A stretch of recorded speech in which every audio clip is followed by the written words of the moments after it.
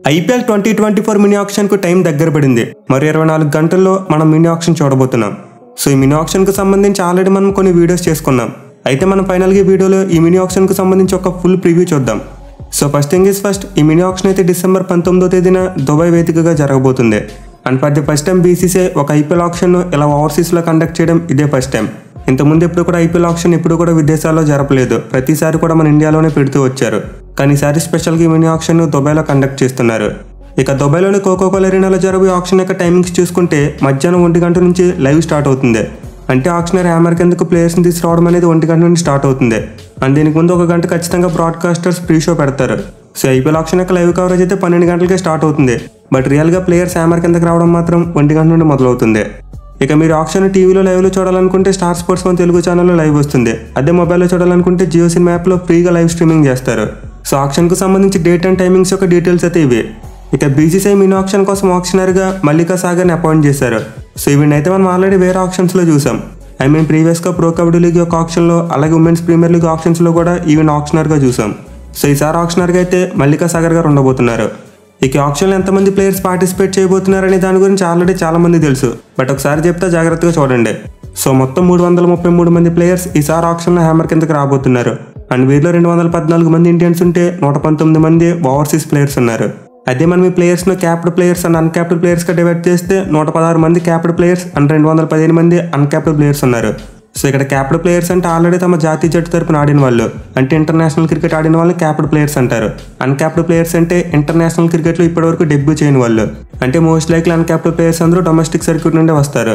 So ఆక్షన్లోకి మొత్తం రాబోయే players యొక్క సంఖ్య అయితే 333.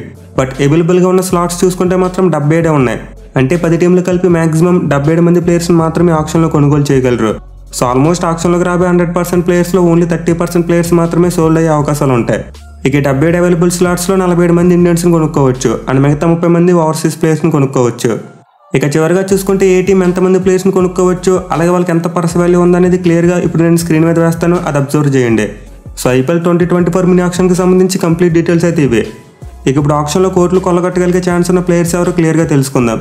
సో ముందుగా మనం ఫారెన్ ప్లేయర్స్ విషయానికి వస్తే ఖచ్చితంగా 15 కోట్ల రేంజ్ వరకు వెళ్ళే ప్లేయర్స్ 3 కనిపిస్తున్నారు. అండ్ ఆ 3 మిచెల్ స్టార్క్, ట్రావిస్ హెడ్ మరియు ప్యాట్ కమిన్స్. వీళ్ళు 3 కూడా 15 కోట్ల వరకు వెళ్ళే అవకాశాలు ఉన్నాయి. నేనైతే అట్లీస్ట్ ఈ 3లో ఒక్కరైనా 15 కోట్ల మార్కును దాటతారేమో అనుకుంటున్నా. So most of the teams అయితే ఆస్ట్రేలియాకి చెందిన 3 ప్లేయర్స్ను గట్టిగా టార్గెట్ చేయవచ్చు. ఇక వీళ్ళతో పాటు Gerald Coetzee, Rachin Ravindra, Daryl Mitchell మరియు జాస్ హేజల్వుడ్, ఈ 4 కూడా చాలా మంచి అమౌంట్ వచ్చే అవకాశాలు ఉన్నాయి. మెయిన్లీ కోయిటేజీ లాంటి ప్లేయర్కు 10 కోట్ల కాంట్రాక్ట్ వచ్చినా సరే మనం ఆశ్చర్యపోవడం అవసరం లేదు. అలాగే జాస్ హేజల్వుడ్ లాంటి ఒక ప్రీమియర్ ఫాస్ట్ బౌలర్ కూడా చాలా మంచి డిమాండ్ కనబడే అవకాశం ఉంది. ఇక వీళ్ళతో పాటు న్యూజిలాండ్ ఆల్రౌండర్స్ అయిన రచిన్ రవీంద్ర మరియు డారెల్ మిచెల్, వీళ్ళిద్దరూ వరల్డ్ కప్లో ఎలా ఆడారో మనం ప్రత్యేకంగా చెప్పుకోవడం అవసరం లేదు. సో వీళ్ళిద్దరు కూడా మంచి డిమాండ్ ఉండే అవకాశాలు ఉన్నాయి. ఇక వీళ్ళతో పాటు ఆఫ్ఘనిస్తాన్, వెస్టిండీస్ మరియు ఇంగ్లాండ్, ఈ 3 కంట్రీస్ నుంచి కూడా కొంతమంది ప్లేయర్స్కు భారీ డిమాండ్ ఉండవచ్చు. మెయిన్ అజమతుల మధ్య లాంటి ఒక ఆల్రౌండర్ కోసం టీంలు పోటీ పడే అవకాశాలు కూడా ఉంటాయి. So most likely foreign players విషయంలో ఇప్పుడు మనం చెప్పుకున్న వాళ్ళకి కోట్లు కొల్లగొట్టగలిగే సత్తా ఉంది. ఇక ఇండియన్ ప్లేయర్స్ విషయానికి వస్తే మనకు కనిపిస్తున్న 2 big capped players Shardul Thakur మరియు హర్షల్ పటేల్, వీళ్ళిద్దరికీ కూడా ఆక్షన్లో చాలా మంచి అమౌంట్ వచ్చేలా కనిపిస్తుంది. మెయిన్లీ శార్దుల్ ఠాకూర్ మరోసారి ఆక్షన్లో హాట్ కేక్లా మారే ఛాన్స్ ఉంది. అలాగే హర్షల్ పటేల్ విషయంలో చూసుకుని అతను కూడా ఒక 8 నుంచి 10 కోట్ల వరకు బిడ్ వచ్చే అవకాశం ఉంది. ఇక అన్క్యాప్డ్ ప్లేయర్స్ విషయానికి వస్తే చాలా టీమ్స్కు ఇండియన్ మిడిల్ ఆర్డర్ బ్యాట్స్మెన్ కావాలి. సో ఈ సెక్షన్లో అయితే నాకు 5 ఇండియన్ బ్యాట్స్మెన్ కనిపిస్తున్నారు. వాళ్ళే షారుఖ్ ఖాన్, శశాంక్ సింగ్, యువరాజ్ శర్మ, శుభమ్ దుబే మరియు Sameer Rizvi. So 5 middle order batsmen domestic సర్క్యూట్లో అయితే చాలా మంచిగా రాణించారు. మెయిన్లీ షారుఖ్ ఖాన్ లాంటి ప్లేయర్కి అయితే ఈసారి చాలా డిమాండ్ కనిపించబోతుంది. అలాగే శశాంక్ సింగ్ చూసుకున్న, యువరాజ్ శర్మ చూసుకున్న, వీళ్ళిద్దరు కూడా డొమెస్టిక్ సర్క్యూట్లో చాలా బాగా రాణించిన players. So middle order batsmen విషయంలో మన ఇండియా తరపున 5 ఎవరో ఒకరికి భారీ అమౌంట్ వచ్చే ఛాన్స్ ఉంది. ఇన్ఫాక్ట్ 5లో ఒక 3 ప్లేయర్స్కి భారీ అమౌంట్ వచ్చినా మనం ఆశ్చర్యపోవడం అవసరం లేదు. ఇక మిగతా ఇండియన్ అన్క్యాప్డ్ ప్లేయర్స్ విషయానికి వస్తే బాగా బడ్జెట్ ఉన్న ప్లేయర్ అర్షిన్ కుల్కర్నే. సో అండర్-19కి చెందిన సీమ్ బౌలింగ్ ఆల్రౌండర్ అయితే రీసెంట్గా జరిగిన అండర్-19 వరల్డ్ కప్లో చాలా బాగా రాణించాడు. మెయిన్లీ అతను ఒక జెన్యూన్ పేస్ బౌలింగ్ ఆల్రౌండర్గా కనిపిస్తున్నాడు. సో పర్ష్యూర్ ఇతని కోసం అయితే టీంలో గట్టిగా పోటీ పడే ఛాన్స్ ఉంది. పైగా అతని ఏజ్ కేవలం 18 సంవత్సరాలు మాత్రమే. సో ఒక ఫ్యూచర్ ప్లేయర్గా గ్రూమ్ చేసుకోవడం కోసమైనా సరే ఫ్రాంచైజీలో ఇతను కొనుక్కోవడం కోసం పోటీ పడే ఛాన్స్ ఉంటుంది. ఇక తర్వాత జెన్యూన్ స్పిన్ ఆల్రౌండర్ విషయానికి వస్తే ముషీర్ ఖాన్ ఒక ఆప్షన్గా కనిపిస్తున్నాడు. సో సర్ఫరాజ్ ఖాన్కు తమ్ముడైన ఇతని కోసం అయితే ఫ్రాంచైజీలో పోటీ పడే ఛాన్స్ ఉంది. మెయిన్లీ ఇతను ఒక left arm orthodox spinner. So ఏ ఫ్రాంచైజీలో అయితే తమకు డౌన్ ది ఆర్డర్లో ఒక left arm spin bowling allrounder కావాలనుకుంటున్నారో వాళ్ళు ఖచ్చితంగా ఇతన్ని టార్గెట్ చేసే ఛాన్స్ ఉంది. ఇక చివరిగా వికెట్ కీపర్ విషయంలో బాగా వినిపిస్తున్న పేరు హార్విక్ దేశాయ్. సో సౌరాష్ట్ర టీం తరపున వికెట్ కీపర్ గా ఈ ప్లేయర్ అయితే రీసెంట్గా డొమెస్టిక్ సర్క్యూట్లో చాలా బాగా రాణించాడు. మెయిన్లీ ఇతనిలో ఉన్న స్పెషాలిటీ ఏంటంటే ఓపెనింగ్ వికెట్ కీపర్ బ్యాట్స్మెన్, అలాగే చాలా కన్సిస్టెంట్గా బ్యాటింగ్ చేస్తాడు.